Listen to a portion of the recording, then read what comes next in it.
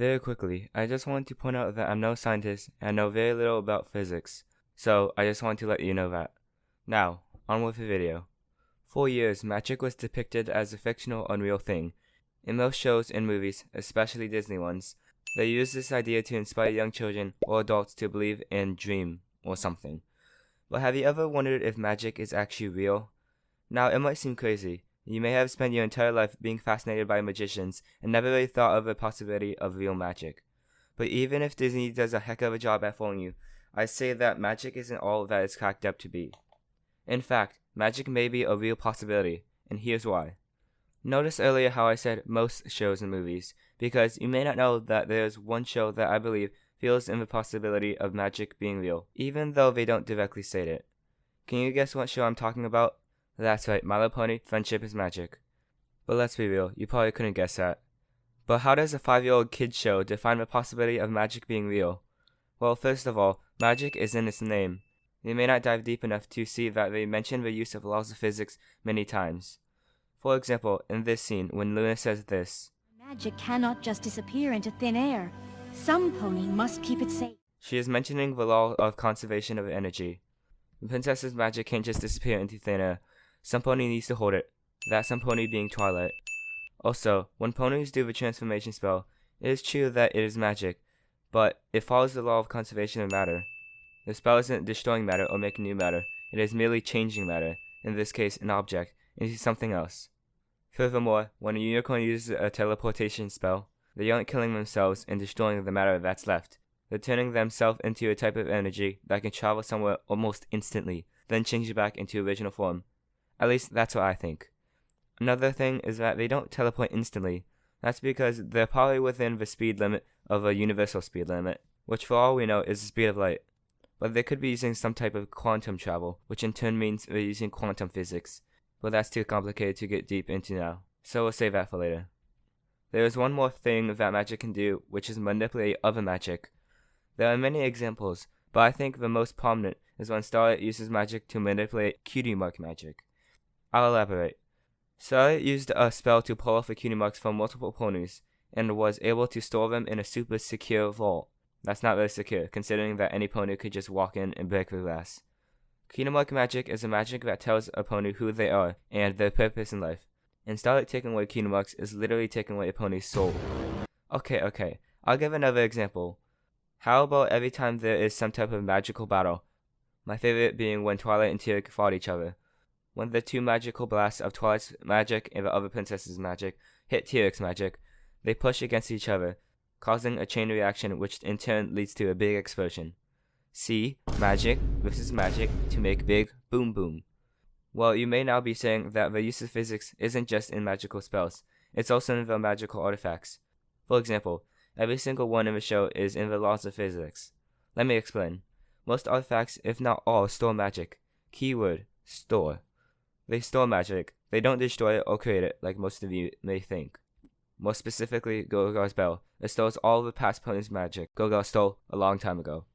In theory, it could store any type of magic in large amounts.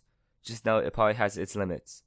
Also, artifacts can also change magic, usually in the way of sucking in magic and transforming it into another type of magic that is able to be used in its own way. An example would be the Storm King's staff.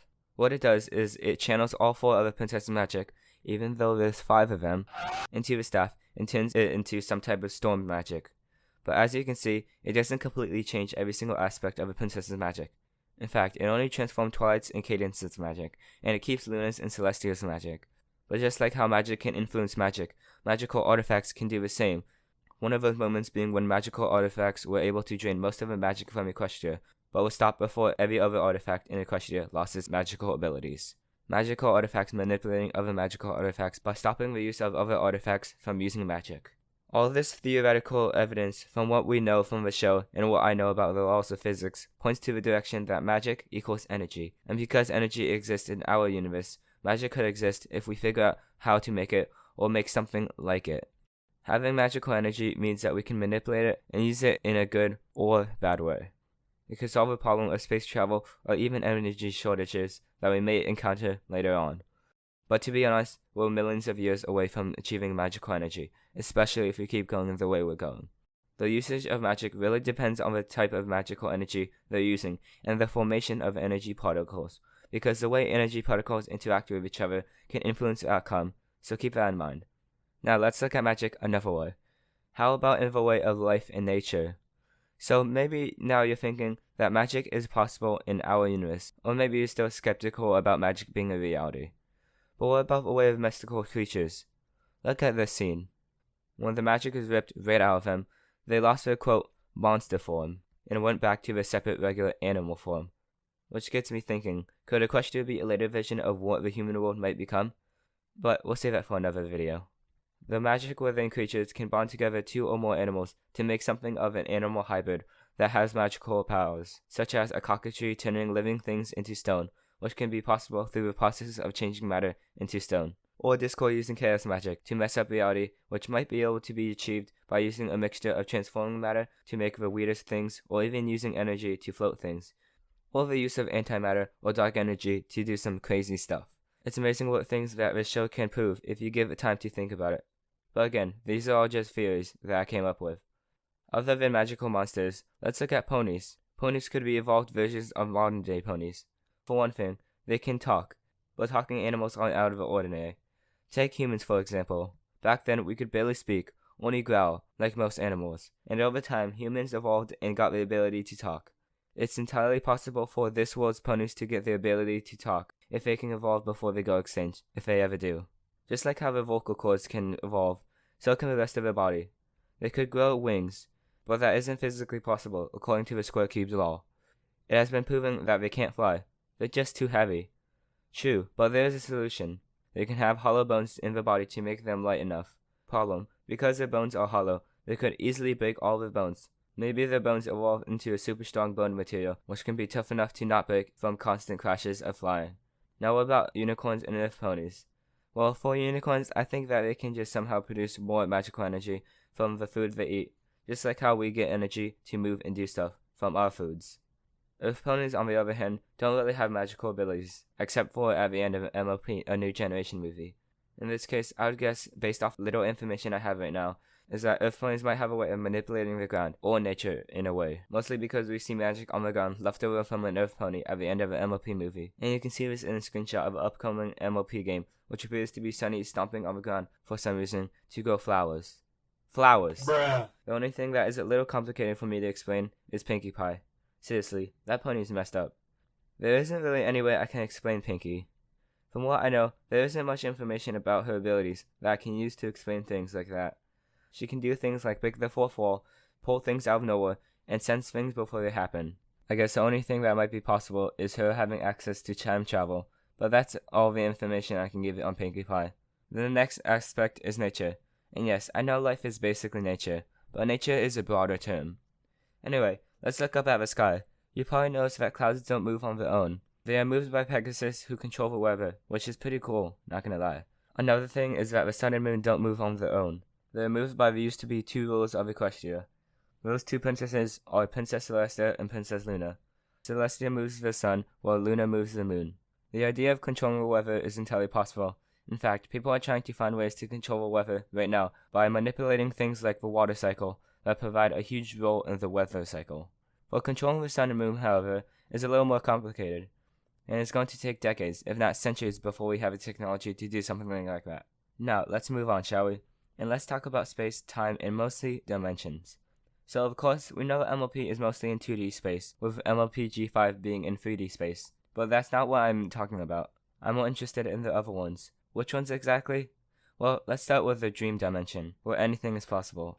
This is where Luna usually goes every night to save ponies from nightmares, and be able to interact with ponies, or any creature, on a more personal level. In here, whatever you dream can happen.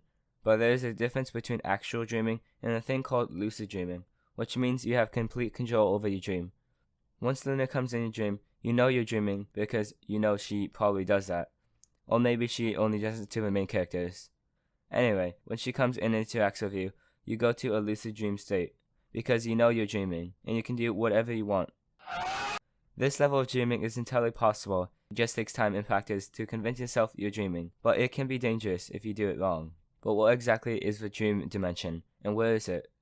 This dimension is in another place separate from our universe, and is a place where every single living thing in existence could be connected through this network of different dreams. How that could be possible is that in one of the episodes, Luna makes a dream that connects every creature in Ponyville, and again when Apple Bloom can see a friend's dream. I would think the only way to access that place would be to break through space and time. Another dimension that I'm not going to go that much detail in is what I call the Soul Dimension, the place where Twilight was transformed into an alicorn. The only sensible explanation I could think of is that the dimension is like what you see in the Pixar movie Soul. The reason is in Soul, Joe, Mama. Okay, I'll stop. I'm sorry if your name is Joe.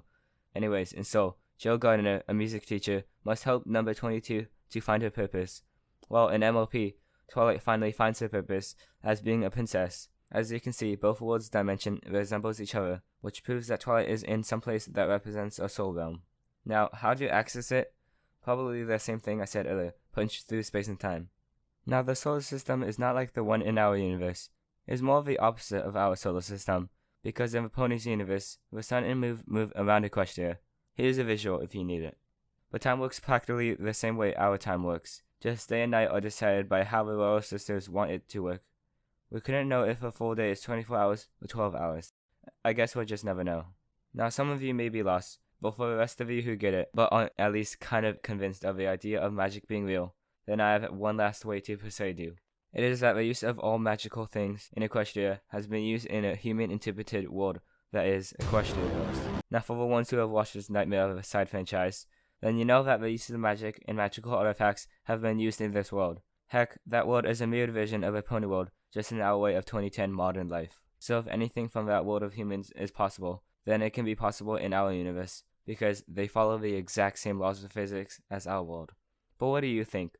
Do you think magic is real or not, and why? Is anything I said wrong, and if so, what would be the real way it is? How would any of you have explained it, and what reasons and evidence would you use to convince people? And did I miss anything? I'd love to hear what you have to say in the comments down below. For the last time, I'm no scientist, so I could be completely wrong on a lot of things.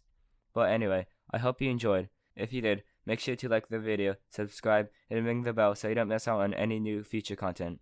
This video took a little longer to make. Are you sure about that? Because I had to research certain areas better to understand it a little more. Well, that just about does it for me. This is Cappy signing out until next time. Bro hoof.